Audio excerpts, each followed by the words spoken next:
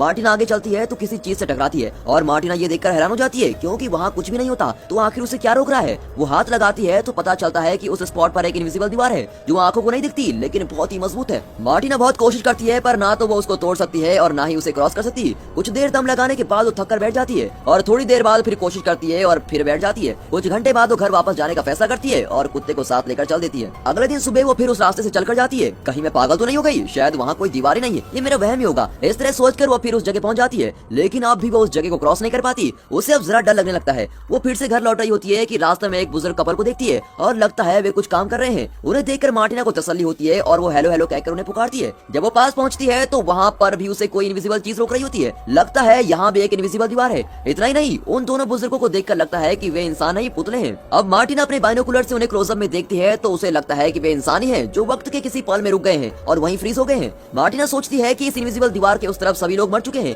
और इन्हीं दृश्यों के बीच वो उस जंगल में अपने दिन काटने लगती है। रोज की तरह वो एक दिन जंगल में चल रही होती है कि अचानक उसे एक गाय दिखती है। पहले तो मार्टिना डरकर दूर भागती है लेकिन फिर वो अपने अकेलेपन के बारे में सोचकर गाय को भी साथ ले लेती है। लगता है गाय की मैटिंग हो चुकी थी और वो रोज दूध देती है। इससे मार्टिना अपना चाय और कॉफी बना लेती है। बदले में वो गाय के लिए बहुत सारा घास काट कर लाती है और बहुत मेहनत करके उसकी देखभाल करती है। एक दिन मार्टिना घर के पीछे वाले रास्ते से अपनी कार लेकर जा रही होती है कि कुछ ही दूर पर गाड़ी किसी चीज पर जोर से टकरा जाती है। लगता है वहाँ भी इनविजिबल दीवार है। वहाँ से लगभग 20 फुट की दूरी पर एक और कार भी इसी तरह रुकी होती है। तब वो अंदाजा लगाती है कि इस इनविजिबल दीवार की थिकनेस लगभग 20 फुट है। अब आप ही बताइए इतनी मोटी दीवार को कैसे तोड़े या हटाएं? और ऐसी दीवार को आप कैसे तोड़ेंगे जो दिखाई भी नहीं देती और न जाने किसने इन्हें यहाँ लाकर रखा है? ये कहाँ शुरू होती है और कहाँ खत्म, इसका मार्टिना को जरा भी आइडिया नहीं होता। अब इस परिस्थिति में उसे क्रॉस करना तो नामुमकिन है। ये सोचकर वो मायूस हो जाती है और घर लौट आती है। अब वहाँ बस जाने के सिवा मार्टिना के पास कोई रास्ता नजर नहीं आता, इसलिए वो सर्दी के मौसम से पहले अपनी और गाय की जरूरत की सारी चीजें इकट्ठा करके रख लेती है। फिर चूल्हे के लिए ढेर सारी लकड़ियां भी लाकर रख देती है। यहाँ रहकर उसने आलू और कई सारी सब्जियां भी उगा ली होती हैं। उन्हें भी काट कर अगले 6 महीने के खाने का इंतजाम कर लेती है। एक दिन वहाँ एक बिल्ली आ जाती है और मार्टिना उसे भी घर में रख लेती है लेकिन उसका सच्चा साथी उसका कुत्ता होता है और वो उसको बहुत प्यार करती है। कभी कभी वो जंगल में जाकर शिकार भी करती है। पहले दिन वो हिरन का शिकार करने की कोशिश करती है पर ठीक से एम नहीं कर पाती और घर लौट आती है। लेकिन अगले दिन वो फिर कोशिश करती है और इस बार उसका निशाना नहीं चूकता। मरे हुए हिरन को घर ले आती है, फिर कट करके टेस्टी खाना बनाकर खाती है। अगले दिन फिर वो पहाड़ के ऊपर पहुंचती है। वहाँ सूरज और उसकी रोशनी से रंगा हुआ आसमान देखकर वो प्रकृति की सुंदरता में खो जाती है और वहीं पर सो जाती है। जब वो घर लौटती है तो बिल्ली का बच्चा हुआ होता है और इस तरह उसके दिन हफ्तों में और हफ्ते महीनों में बदल जाते हैं और उसकी जिंदगी जरा आराम से कट रही होती है। एक दिन अचानक तेज तूफान आता है और बर्फ भी गिरने लगती है। बिल्ली का बच्चा बेचारा बीमार होकर मर जाता है और मार्टिना दुखी होकर उसको दफना देती है। वो अपनी रोज की एक्सपीरियंसेस को एक डायरी में लिख रही होती है ताकि वो यहाँ की जिंदगी को भूल न पाए और बाहरी दुनिया से इस तरह कट कर रहते रहते उसे डर लगता है कि कहीं वो पागल न हो जाए।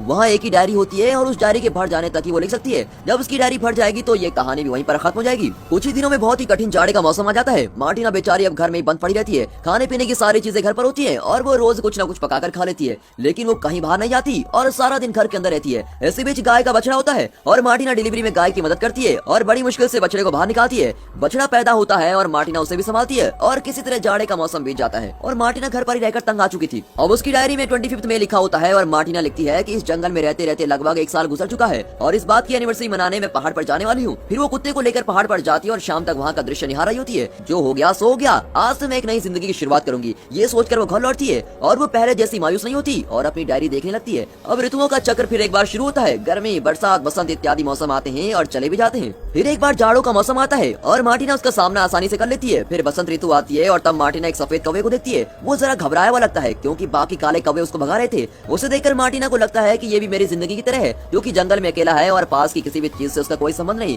लेकिन फिर भी वो घबराकर भागा नहीं, बल्कि उसने जिंदगी के असली मतलब को समझा और उसे अपनाया। उस कौवे में अपनी सच्चाई को देखकर मार्टिना को उससे हमदर्दी होने लगती है। वो उसे खाना देती है और कुछ दिन यूं ही बीत जाते हैं और मार्टिना धीरे धीरे अपनी पुरानी जिंदगी भूलने लगती है। एक दिन वो अपने कुत्ते के साथ पहाड़ से लौट रही होती है तो उस दृश्य को देखकर उसकी सांस रुक जाती है। पागल जैसा दिखने वाला एक आदमी मार्टिना की गाय के बछड़े का सर काट रहा होता है। लगता है ये आदमी भी मार्टिना की तरह इनविजिबल दीवारों के बीच फंस गया है, लेकिन शायद वो मार्टिना जैसा सुलझा हुआ इंसान नहीं और यहाँ अकेले रहकर पागल हो चुका था। उस आदमी को ऐसी घिनौनी हरकत करते देख मार्टिना कांपने लगती है। उसका कुत्ता उस आदमी को अटैक करने जाता है लेकिन वो उस पर कुल्हाड़ी चला देता है। ये देखकर मार्टिना पीछे के दरवाजे से घर में जाती है और अपनी बंदूक लेके आती है, लेकिन तब तक बहुत देर हो चुकी थी और बछड़ा मर गया होता है। मार्टिना के परिवार के दोनों सदस्यों को घायल करने वाले आदमी पर उसे बहुत गुस्सा आता है और वो उस आदमी को लगातार शूट करके मार डालती है। वो बछड़े के पास भागती है जो मर चुका होता है फिर वो कुत्ते के पास जाती है और उसे गोद में लेकर रोने लगती है। कुछ देर में बेचारा मर जाता है। मार्टिना उस पागल आदमी की लाश को खींच के लेके जाती है और पहाड़ से नीचे धकेल देती है। फिर वो उस बछड़े और अपने कुत्ते को बड़े सम्मान के साथ दफनाती है और उनका अंतिम संस्कार भी करती है। अगले दिन से वो अपनी अकेली जिंदगी को भी अपना लेती है। अपनी गाय को घास चराने ले जाती है। इस साल भी वो आलू और कई फल उगाती है और दोबारा जाड़े का मौसम आता है। फिर एक दिन वो डायरी में फरवरी 25 लिखती है। यही डायरी का आखिरी पन्ना होता है। इसके बाद जो भी होगा वो नहीं लिख पाएगी। उन बातों को उसे अपने दिल में रखना होगा और इस उम्मीद में बाकी की जिंदगी गुजारनी पड़ेगी कि उसे यहाँ से कोई लेने आएगा।